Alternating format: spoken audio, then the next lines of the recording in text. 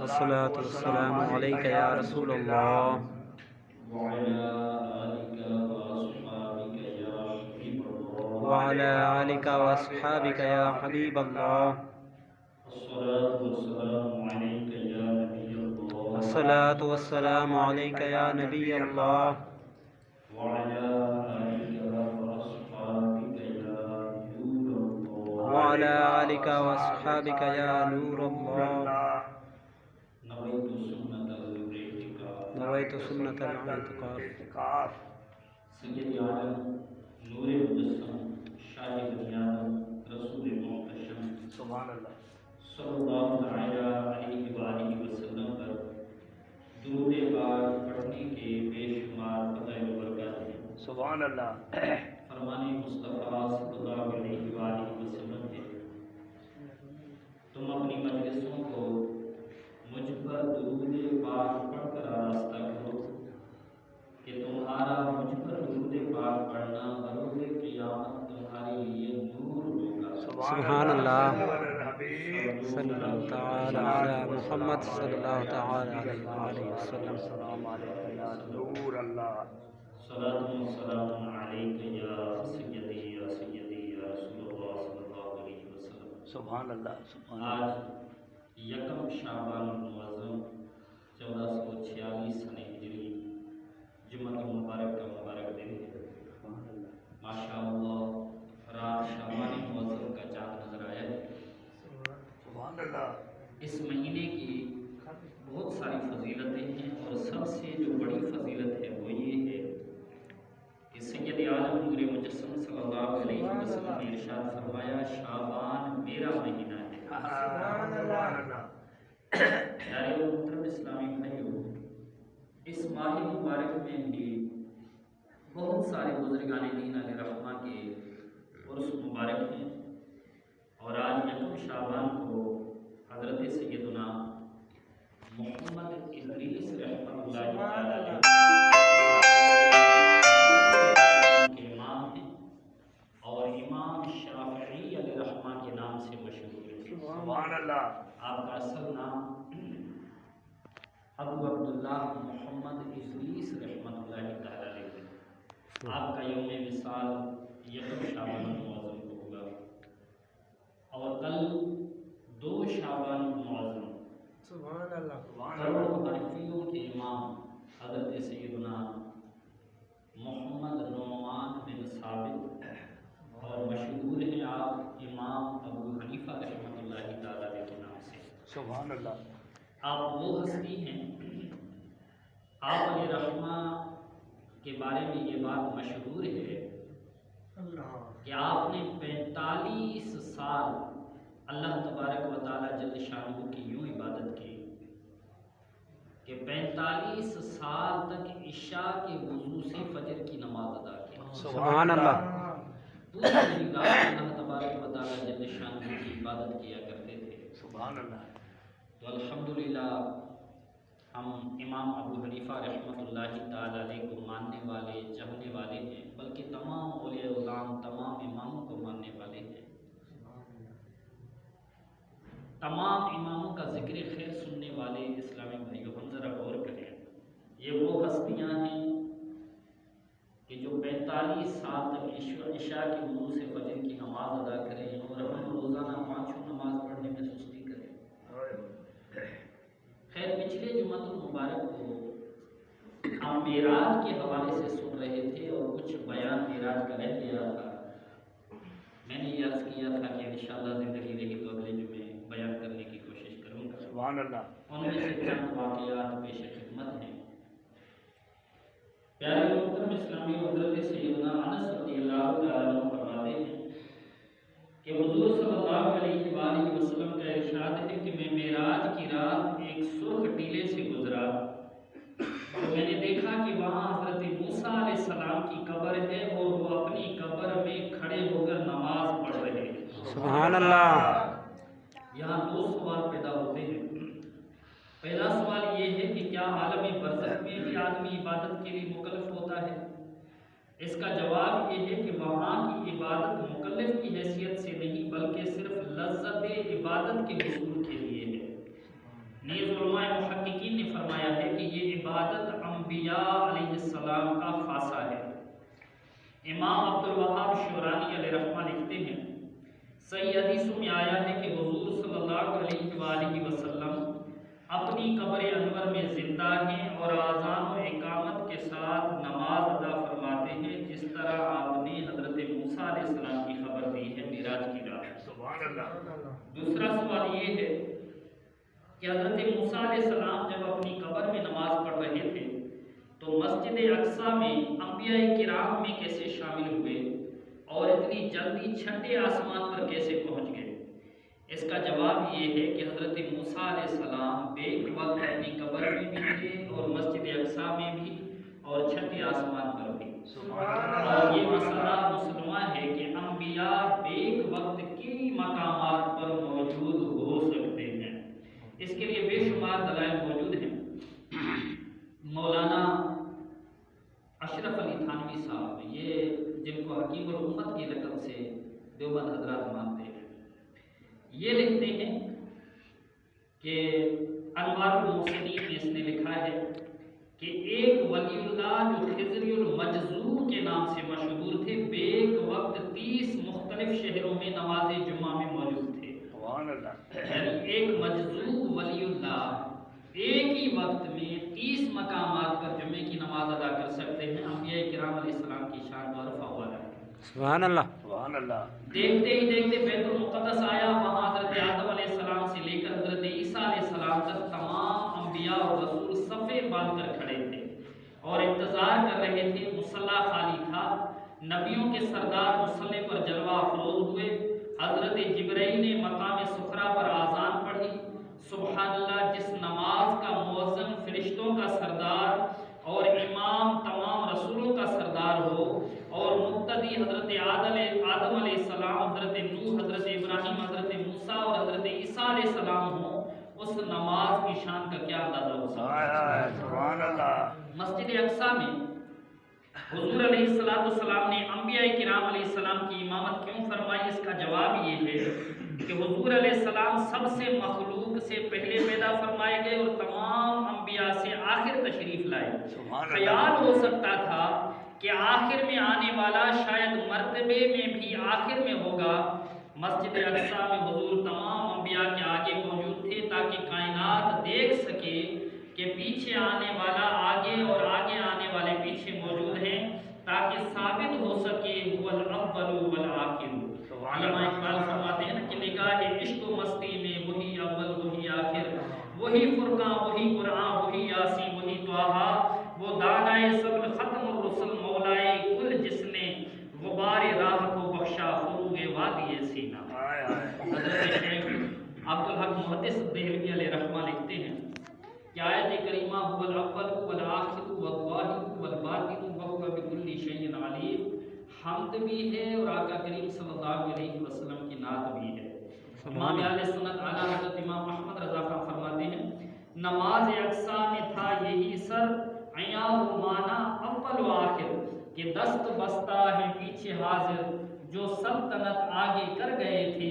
تبارک اللہ ہے شان تیری تجھی کو زیبا ہے بے نیازی، کہیں تو وہ جوش لن ترانی کہیں تقاضے وصال کے تھے۔ سبحان اللہ۔ یہاں یہ امر پیش نظر رکھنا ضروری ہے کہ مسجد اقصیٰ میں جو نماز حضور علیہ السلام نے پڑھائی اور انبیاء کرام مقتدی تھے، یہ روحانی نہیں جسمانی نماز تھی۔ یعنی تمام انبیاء کرام علیہ السلام اپنے جسموں کے ساتھ موجود تھے۔ ملا علی قاری علیہ رحمہ نے اپنی کتاب مرقات جلد 5 صفحہ نمبر 430 میں فرماتے ہیں کہ نماز کے افعال مختلفہ قیام، رکوع، سجود، قاعدہ وغیرہ ہم جسم کے ساتھ ہی ادا ہو سکتے ہیں، صرف ارواح یا ارکان ادا نہیں کر سکتے۔ اور حضور صلی اللہ علیہ وسلم کا یہ معراج جسمانی تھا۔ حضرت ام المومنین عائشہ صدیقہ رضی اللہ تعالیٰ عنہا کا جو یہ قول پیش کیا جاتا ہے کہ ما فقدت جسد رسول اللہ صلی اللہ علیہ وسلم، میں نے حضور کے جسم مبارک کو گم نہیں پایا، یہ اس معراج کے متعلق نہیں ہے، کیونکہ اس وقت آپ حضور صلی اللہ علیہ وسلم کے گھر حاضر نہیں ہوئی تھی۔ یہ معراج مکہ معظمہ میں ہوئی ہے اور حضرت بی بی عائشہ صدیقہ کی رخصتی مدینہ طیبہ میں ہوئی ہے۔ یہ قول کسی اور معراج کے متعلق ہے جو روحانی تھا۔ حضور صلی اللہ علیہ وسلم کو 26 معراج روحانی بھی ہوئے ہیں، ان سے کسی کا ذکر ہوگا۔ حضور صلی اللہ علیہ وسلم کے معراج جسمانی پر بے شمار دلائل موجود ہیں۔ مسجد اقصیٰ سے فراغت کے بعد بلندی کا سفر شروع ہوا۔ حضور صلی اللہ علیہ وآلہ وسلم فرماتے ہیں ثم عرج بی، پھر مجھے اوپر لے جایا گیا۔ یہ سما بھی بڑا عجیب تھا۔ اب ملائکہ کے ساتھ تمام انبیاء بھی صلاۃ والسلام میں مصروف تھے۔ حضور صلی اللہ علیہ وسلم کا براق اس شان سے بلندی کی طرف پرواز کر رہا تھا۔ آنکھ جھپکنے میں آسمان اول آ گیا۔ جبرائیل علیہ السلام نے دروازہ کھٹکھٹایا۔ دربان نے کہا کون ہے؟ کہا جبرائیل۔ دربان نے کہا من معک، تمہارے ساتھ کون ہے؟ جبرائیل نے کہا حضور صلی اللہ علیہ وسلم ہے۔ دربان نے کہا مرحبا، دروازے انہی کے لیے کھولے جائیں گے۔ آسمان اول پر حضرت آدم علیہ السلام نے آپ کو خوش آمدید کہا۔ دوسرے آسمان پر پہنچے تو وہاں آپ کو یحییٰ اور عیسیٰ علیہ السلام نے معراج کی مبارکباد دی۔ تیسرا آسمان آیا تو حضرت یوسف علیہ السلام سے ملاقات ہوئی۔ چوتھے آسمان پر گئے تو حضرت ادریس علیہ السلام نے خوش آمدید کہا۔ پانچویں آسمان پر حضرت ہارون علیہ السلام، چھٹے پر حضرت موسیٰ علیہ السلام، ساتویں پر حضرت ابراہیم علیہ السلام سے مبارکبادیاں وصول کرتے ہوئے سدرۃ المنتہا تک پہنچ گئے۔ سبحان اللہ۔ یہاں پر پہنچ کر حضرت جبرائیل امین علیہ السلام نے عرض کی کہ اگر میں ایک بال بھی آگے بڑھ جاؤں تو اللہ پاک کے انوار و تجلیات میرے پروں کو جلا کر رکھ دے گی، یہ میرا مقام انتہا ہے۔